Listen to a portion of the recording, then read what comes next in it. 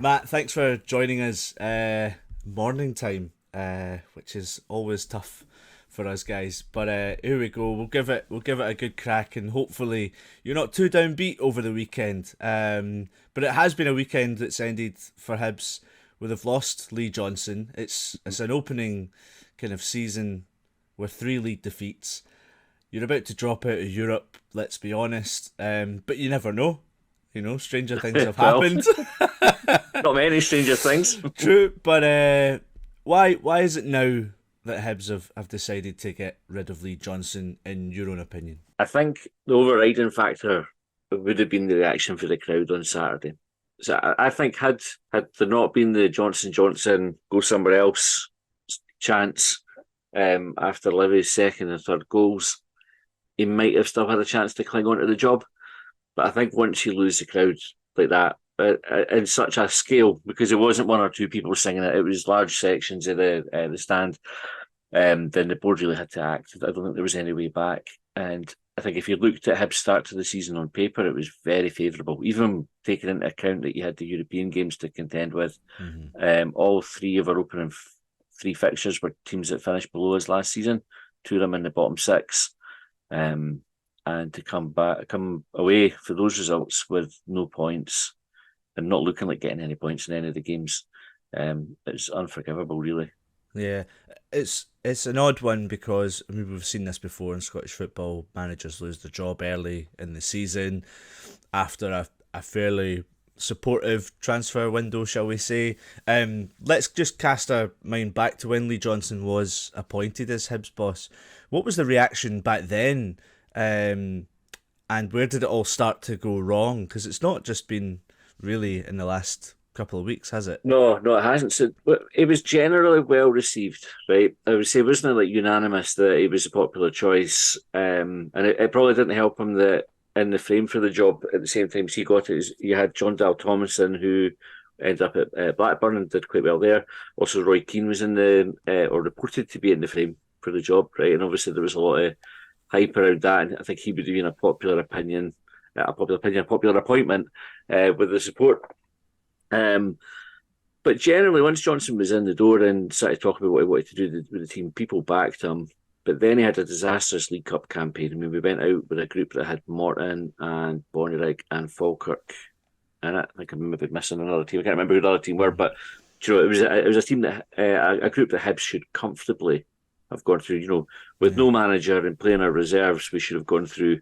And we went out. We also had Rocky Bashiri fielded an error in that period of time, and they just had like a really bad start to the season. It took the team a wee while to get going. I think he made a comment about judge me after 12 games, and then we got to 12 games and we were looking all right, and then the backside fell out of the team, something chronic, and we went on this like winless run, and he just never really recovered it. He sort of had some really good moments, like the 6-0 against Aberdeen, which was good. Good draws against Rangers, beat Celtic, beat Hearts. So there were highs in amongst it, but there was a lot of dross as well. Yeah.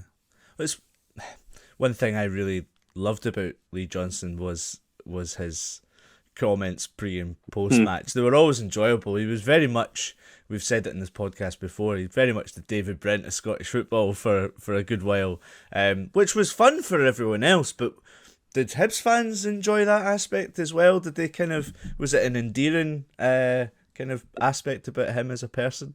Do you know, with these things, it's endearing when you win. And as soon as you don't win, folk were all over it. And they just jump on it and you think, oh, just give a straight answer to something. And I'll be honest, I liked him. I liked Lee Johnson. I quite enjoyed his interviews. I always knew what he was driving at. Even the more bizarre ones, that I knew what he meant. And I think most people knew what he meant, but they would be quite, he just talks nonsense. Nobody's meant to understand that. As soon as we were getting beaten, it was a very easy stick to beat him with. Aye. That's what. This is the other aspect as well. He's been really backed this summer. Dylan Levitt, Ellie Yuan coming in, obviously had him on loan.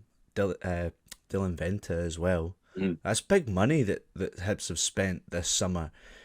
Do you think he deserved more time? Do you think this stage in the season, okay, it has been bad, domestically. Mm-hmm. But he got through the horror show in Andorra. He got through the other tie in Europe, which I forget. Luzerne, thank you. Yeah. It's that typical thing. Was it too early? If Hibs board maybe listened to the fans too early? I don't think so. Right, it is a really difficult, a difficult one to gauge. Right, so you're absolutely right. The backing's been incredible from the board, and we shouldn't forget they also got Martin Boyle back as well. Martin Boyle was sold, good point, for $3 million and came back in the next transfer window. And although he spent the season out injured, he was still a huge signing for us. He came back to fitness this summer, so there's the bones of a really good squad there. And I think that probably prompted the board as well, because we don't look like an expensive team. I mean, we look like a team that's a bunch of strangers. We had, that, like you say, that embarrassment in Andorra. And although the second leg was good, you have to consider the level of opposition with that. And it was expected to be good. So really, he's done well, but he's met expectations in that time. Luzerne's the one that he could probably hang his hat on and say, look, there's evidence that I can do a good job, because they're a good team and we bossed them. Like the game at Easter Road, Hibs were fantastic, and then to go away from home and get the draw is a cracking result. But then when you're losing to St Mirren, Motherwell, Livingston, and not I go back to the last point, not looking at any point like we were going to win those games, and there was nothing. Like, I think in 2 of those games, we had no shots on target in the first half, which is just pitiful, really. And you can stand to lose games as a Hibs fans. Like, let's face it, we're not a stranger to losing games, but there's a way to lose games, and I think Johnson just lost games in an unacceptable manner, and he did not look like he had a clue. Like the game on Saturday, he sat in the dugout, didn't move from it. And normally, you watch Lee Johnson at the touchline, he's out, he's a proper pest to the fourth official. He'd be arguing with a opposition manager. There was none of that. He just sat. I think the only sort of time he could have sprung into action was when Martin Boyle equalised, and it was to give a wee bit back to the crowd. And as he was doing that, Livingston went back up the park and scored. Yeah. And it just summed it up. And I think there was a big enough rift in the sport to say it was the right time to do it.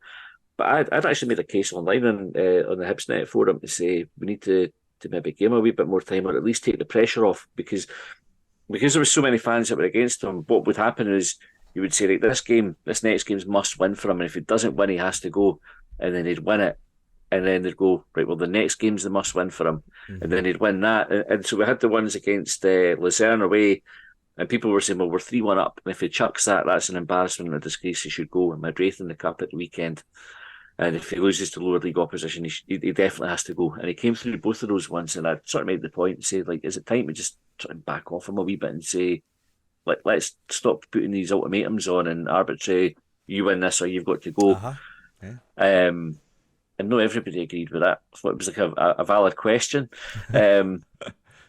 But and then we took a scudding off at Aston Villa, which everybody expects. I mean, there's no shame in what happened in the Villa game. Like, they're worth £500 million, and Hibs are worth 12 million. I mean, that, of course, they're going to pump us. That's just the way of life. And they'll do it again on Thursday. But the Livingston one, you expected a reaction, and it just never came. And you thought, yeah, the guy's time's up, definitely. So I think he had enough time to at least show we were heading in the right direction, and just didn't. It's interesting you talk about that him during the game and his sort of demeanour, because it makes me wonder, because obviously I haven't seen the game all the way through. It makes me wonder if maybe he had an inkling himself, and maybe that's why maybe nerves are playing a part. Do you think maybe because the quite a well documented interview after the game as well, and Sky Sports kind of just bluntly said, "Do you expect to be the manager next week?" And he was kind of halfway through leaving the interview. Do you think he had an inkling? Do you think there was maybe a little bit of a discussion before the game? I would hope he would have known that it was a possibility. Like, I would have hoped that the board had been open with him to say, listen, things are on a bit of tightrope here, and you need to start winning games. But even if there hadn't been, he would have seen the reaction from the crowd, and I think managers know when they get to that point But my time's up here. But I also think like we keep conceding goals down the right hand side. They said it in the interview afterwards. Teams are targeting us there, and I think we've conceded 7 goals down that side in the last however many games. He's not fixed it. Like, you know, he's taken right backs out. He's played centre halves at right back. He's sort of rolled the dice every time, which Lee Johnson tends to do when we lose a game. Is the next game he doesn't. He has this habit of not sort of sticking to this is what I believe in. Although it's not worked in this game, if we persevere with it, it will come good. What he does, he rolls the dice in the next game. It's totally different. You lose that one, he rolls the dice for the next one, totally different.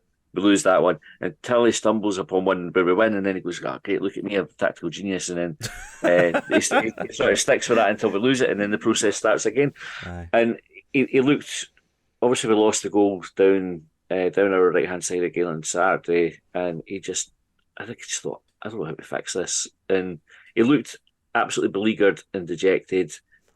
And like he knew that his time was up when he was kind of coming off the park. Well, so Lee Johnson's time has ended. David Gray has taken charge. Former captain, cup-winning captain as well. Is this do you think this is maybe the answer? If you look back at Barry Robson at Aberdeen, former players that have been coaching recently to step into the dugout. Do you have many good reports on him at all? Is there much kind of knowledge behind the scenes? It's an interesting one with David Gray, or Sir David Gray, as we refer to him. He's sort of taken over as interim manager after Jack Ross was sacked and after Sean Maloney was sacked, so he's not a stranger at this position.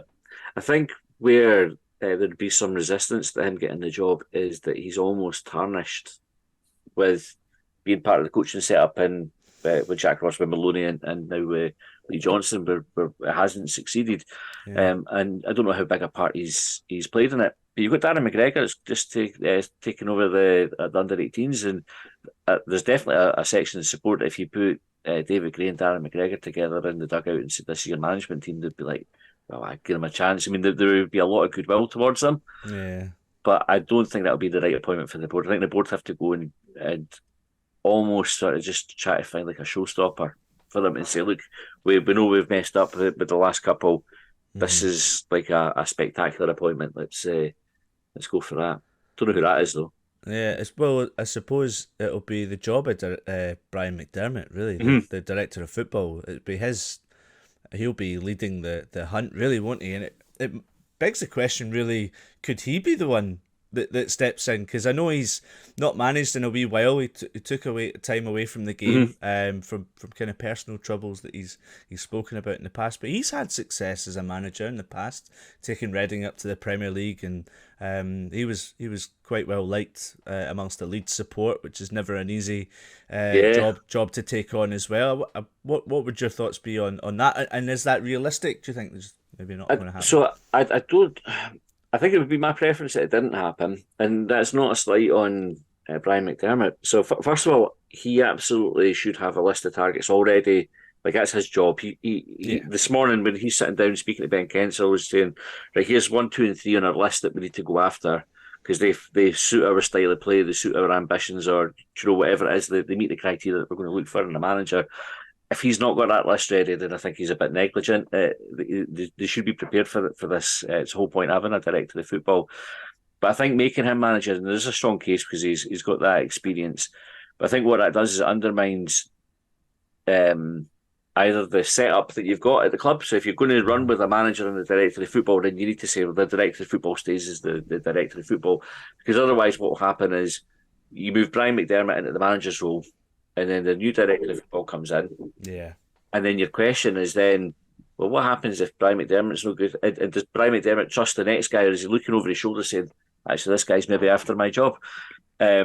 So I think from a continuity perspective and just kind of back in the structure that we've got in place, McDermott needs to stay as director of football and be responsible for finding and hiring the next guy.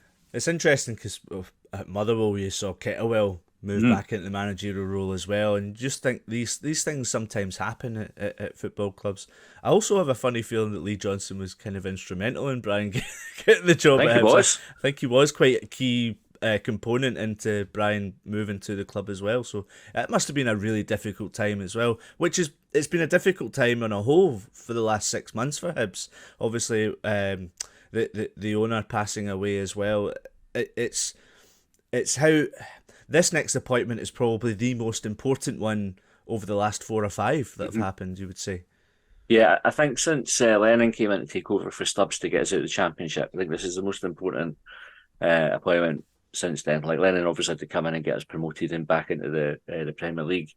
We're a bit rudderless at the moment. The team looks like it doesn't really know what it's doing. So, and the season's only 3 games in. It's not. We can't afford to have a season of transition where the manager's coming in and saying, "Oh well, these are my players, and it's going to take me time to build a squad."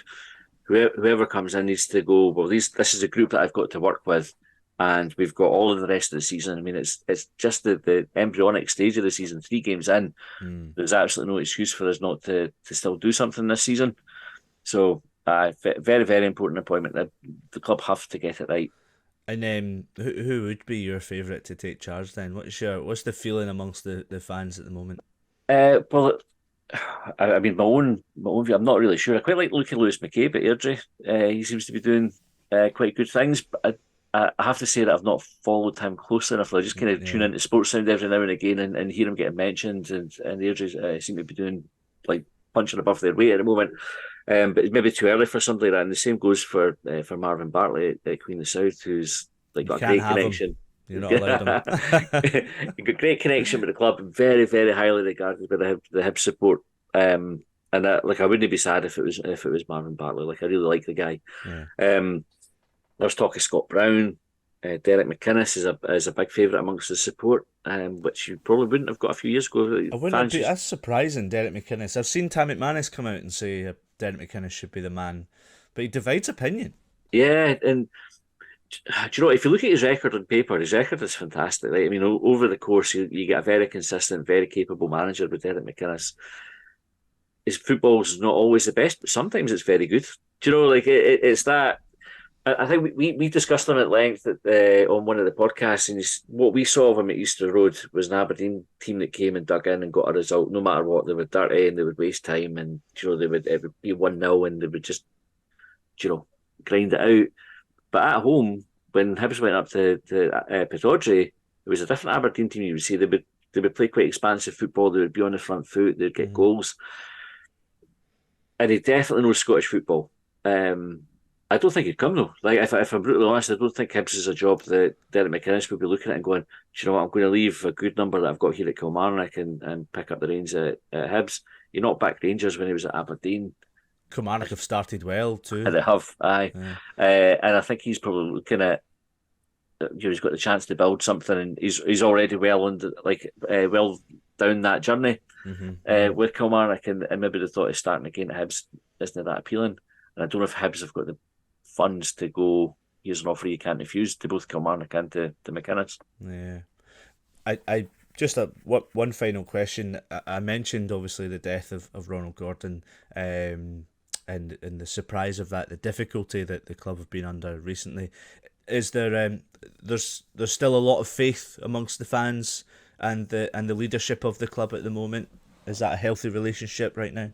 Yeah, I think so. I think if anything, the passing of Ron Gordon probably cemented it a little bit in a sort of perverse way, because I think there was a lot of suspicion is the right word, but cynicism maybe is a better word as to what their motives were. And Ron Gordon was always quite open that he loved football. He wanted to buy a club and eventually sell it on for a profit, right? So turn it around, make it better, and sell it for a profit.